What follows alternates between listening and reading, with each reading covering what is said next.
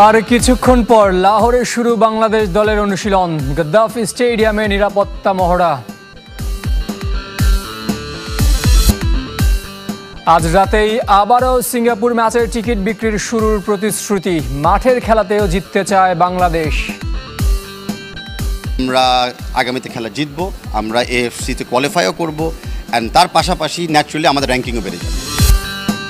সেলেসাওদের দায়িত্ব নিতে ব্রাজিলে কার্লো আনচেলত্তি। চলছে লিভারপুলের বিজয় প্যারেড।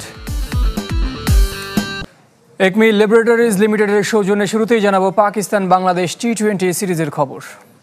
আর কিছুক্ষণ পর লাহোরে অনুশীলন শুরু করবে বাংলাদেশ দল। লাহোরে পুরো দল এক হয়েছে, বাকি কেবল খালেদ আহমেদ, যিনি কিনা মুস্তাফিজের পরিবারের স্কোয়াডে যোগ দিয়েছেন।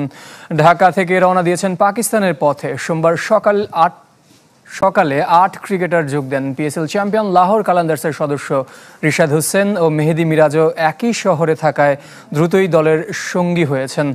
28 মে 3 ম্যাচ সিরিজের প্রথম টি-20, 30 মে ও 1 জুন হবে বাকি 2 ম্যাচ।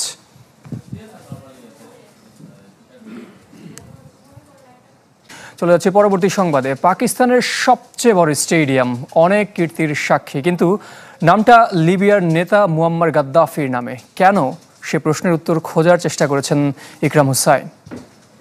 গাদ্দাফি স্টেডিয়ামের নাম শোনেননি এমন ক্রিকেট প্রেমী খুঁজে পাওয়া কঠিন, কিন্তু কোথা থেকে কিভাবে জড়িয়ে গেল গাদ্দাফির নাম, আর কেনই বা সেটা পাকিস্তানের স্টেডিয়াম। 1959 সালে শুরু লাহোর স্টেডিয়ামের যাত্রা। 72 সালের 19 মার্চ জনসভায় বক্তৃতা দেওয়ার সময় প্রেসিডেন্ট জুলফিকার আলী ভুট্টো নাম পরিবর্তনের ঘোষণা দেন। লিবিয়ার প্রয়াত নেতা মুয়াম্মার গাদ্দাফির প্রতি সম্মান জানিয়ে রাখা হয় গাদ্দাফি স্টেডিয়াম। 2011 সালে লিবিয়ান গৃহযুদ্ধের এক পর্যায়ে গাদ্দাফি নিহত হলে স্টেডিয়ামটির নাম পরিবর্তনের আলাপ উঠলেও কোনো সিদ্ধান্ত নেয়নি পাকিস্তান ক্রিকেট বোর্ড। স্পন্সরশিপ জটিলতা সহ নানা কারণে এখনও মাঝে মধ্যে সেই আলোচনা শোনা যায়। গাদ্দাফি স্টেডিয়াম পাকিস্তানের হোম অব ক্রিকেট, দেশটির সবচেয়ে বড় ক্রিকেট ভেন্যু।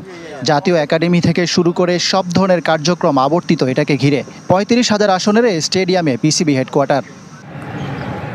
জাভেদ মিয়াঁদাদ, আসিফ ইকবালের 281 রানের বিখ্যাত জুটি, ওয়াসিম আকরামের হ্যাট্রিক, 96-এর বিশ্বকাপ ফাইনাল, 2004 সালের পাক ভারত সিরিজ, 2009 সালে শ্রীলঙ্কার টিম বাসে হামলাসহ বহু ইতিহাসের সাক্ষী লাহোরের এই স্টেডিয়াম। সন্ত্রাসী হামলার পর গাদ্দাফি স্টেডিয়াম দিয়েই ফেরে আন্তর্জাতিক ক্রিকেট। এবারও পাক ভারত যুদ্ধের পর পিএসএল ফাইনাল ও বাংলাদেশ সিরিজও হচ্ছে এই ভেন্যুতে। এখানে পাকিস্তানের বিপক্ষে 2 টি-20 খেলে হেরেছিল বাংলাদেশ। সাকিব আল হাসানকে এখনও বিবেচনা করছে বিসিবি। পুরনো ছন্দে ফিরলে আবারও জাতীয় দলে ফেরার সুযোগ আছে বলে জানিয়েছেন ক্রিকেট বোর্ড পরিচালক ইফতেখার রহমান। এদিকে বাজে পারফরমেন্সে সমর্থকদের আগ্রহ হারালেও সুদিন ফিরবে বলে বিশ্বাস বিসিবি পরিচালকের। অবৈধ বোলিং অ্যাকশনের জন্য প্রায় 6 মাস নির্বাসনে ছিলেন সাকিব আল হাসান। পিএসএল দিয়ে আবারও ক্রিকেটে ফিরেছেন ঠিকই, তবে মাঠে পুরনো নবাবী চাল দেখা যায়নি। ব্যাটে বলে সুপার ফ্লপ মিস্টার অলরাউন্ডার। সাকিবের স্বরূপে ফেরার অপেক্ষায় বিসিবিও। সূত্র বলছে আরও কিছু বিদেশি লিগে খেলার সুযোগ তৈরি হচ্ছে সাকিব আল হাসানের। সেই ম্যাচগুলো পর্যবেক্ষণ করে পরবর্তী পদক্ষেপ নেবে ক্রিকেট বোর্ড। আমাদের selectors and team management is always তার কনসিডারেশনে থাকে, কিন্তু আপনি সাকিব আপনার যে রেকটিফাই করে আসলো, এটাই তো ফার্স্ট 2টো ম্যাচ খেললো, আরও কয়েকটা ম্যাচ খেলতে দেন।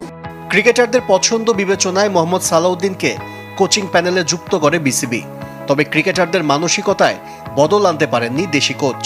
জিম্বাবুয়ের কাছে সিলেট টেস্টে হারের পর টি-20তে আরব আমিরাতের কাছে লজ্জার পরিণতি প্রশ্নবিদ্ধ করেছে টাইগারদের কোচিং স্টাফের সক্ষমতা নিয়েও।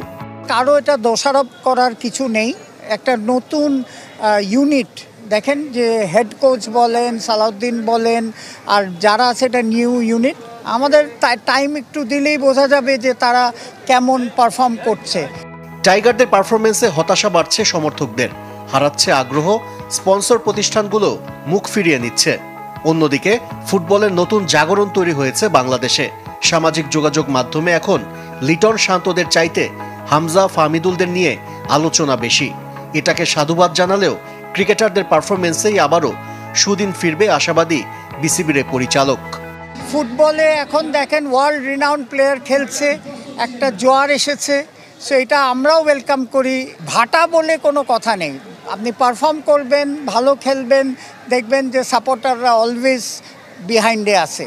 এবার জানাবো ফুটবলের খবর। বাংলাদেশ সিঙ্গাপুর ম্যাচের টিকিট আজ রাতেই পুনরায় বিক্রি শুরু করবে ফুটবল ফেডারেশন। কালোবাজারি রোধে কঠোর অবস্থানে ফেডারেশন। শুধু আয়োজনের সাফল্য নয়, মাঠের খেলাতেও সিঙ্গাপুরকে হারাতে চায় টিম বাংলাদেশ। ফেডারেশন সভাপতির লক্ষ্য বাছাইয়ের তৃতীয় রাউন্ডে গ্রুপ চ্যাম্পিয়ন হয়ে এশিয়ান কাপে নাম লেখানো। বাংলাদেশ সিঙ্গাপুর ম্যাচের টিকিট বিক্রির প্রথম দিন সাইবার আক্রমণে দিশেহারা হয়ে পড়েছিল ফুটবল ফেডারেশনের টিকিটিং পার্টনার টিকিফাই। সমস্যা সমাধানে উদ্যোগ নেওয়া হয়েছে, তবে শুধু আয়োজনের সাফল্য নয়, সিঙ্গাপুরের বিপক্ষে ম্যাচটাও জিততে চায় বাংলাদেশ। এশিয়া কাপের নাম লেখানোর মিশন বাফুফের।